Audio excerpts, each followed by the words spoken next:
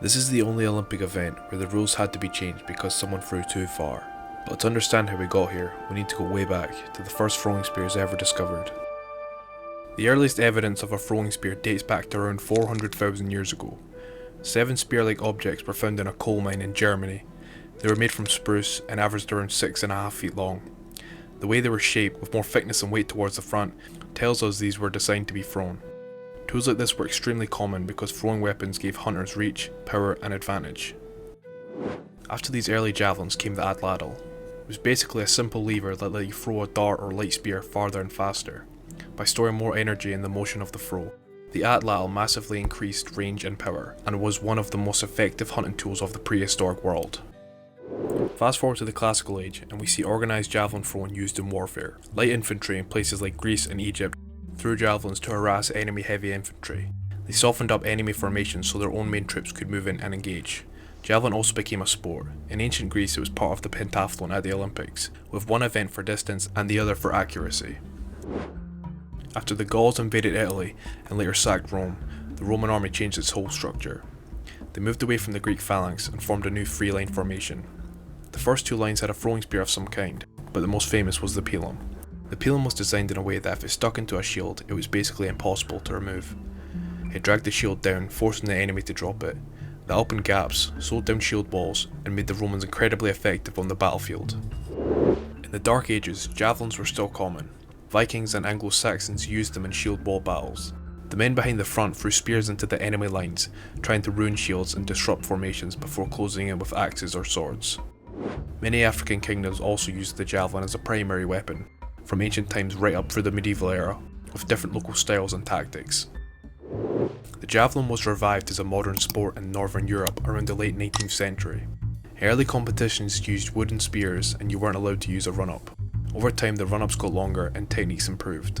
The first true javelin superstar was Erik Lehmann of Sweden. He threw the first official world best in 1899 at 49.32 meters. He absolutely dominated the event up until 1912. At the 1906 Intercalated Games, he won by 9 meters, breaking his own world record, and he won again in 1908 and 1912.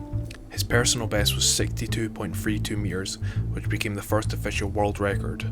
There was another version around this time, the two-handed javelin throw. Athletes threw one javelin with the right hand and another with the left. It faded away and the final world record was set in 1917 by Sweden's Yngve Hägglund, with a combined throw of 114.28 meters. Another faded out style was the freestyle javelin. You didn't need to hold the central grip. Hungary's Mark Kogin used a rear grip similar to an atlatl motion and became the first person to break 60 meters in 1911. The style was eventually banned, and holding the central grip became mandatory. Women's javelin competitions started in Finland in 1909.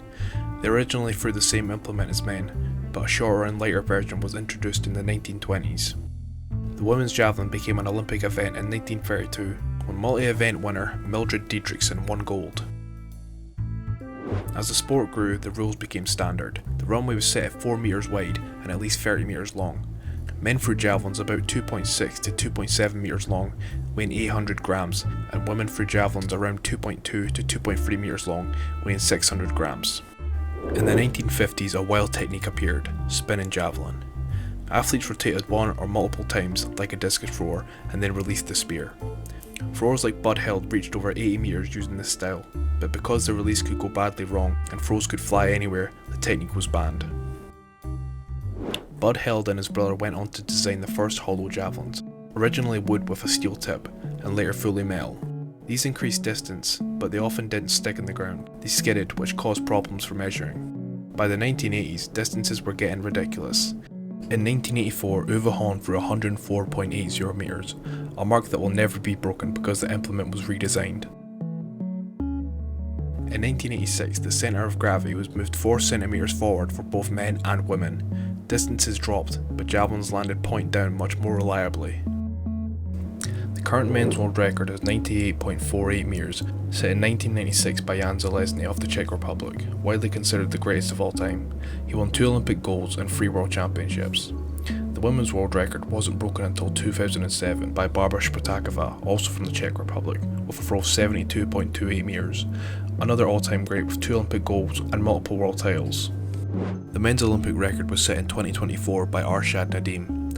throwing 92.97 meters, beating the previous Olympic champion Neeraj Chopra by 3 meters. The women's Olympic record was set in 2004 by Ausladies Menendez with a throw of 71.53 meters. At the 2024 Olympics, Haruka Kitaguchi won Japan's first ever javelin gold medal, and their third ever medal in any throwing event, the other two being from Koji Murafushi and the hammer. From early hunters to modern athletes, the javelin has been a part of human life for thousands of years. What began as a tool for survival is now a test of skill, power and technique.